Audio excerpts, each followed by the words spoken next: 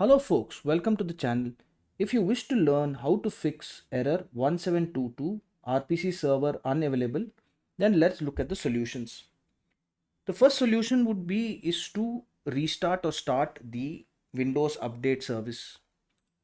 So we'll go here in the search bar, look for services, and we'll look for the Windows Update service.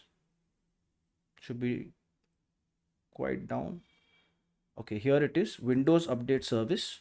We right click and we click on start or restart. So start, and if it doesn't work even after this, go to properties, make sure that it is on manual and click apply, OK, and it should work fine. The error should disappear. The second option, if the first one doesn't work, is to re-register the Windows installer. So to do that, we will press the Windows and R button, the Windows and the R key, and we'll get the run panel. And in this, we will type the input, the command msi exec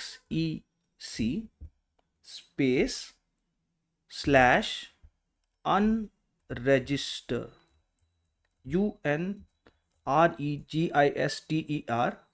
and we'll click OK.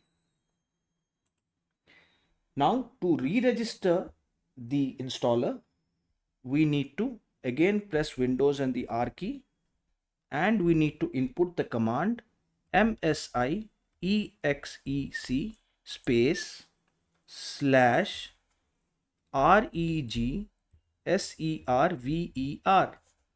that is MSI register server, and we need to press enter. This should fix the error. If this video helped you, then please subscribe to the channel. Enjoy your day.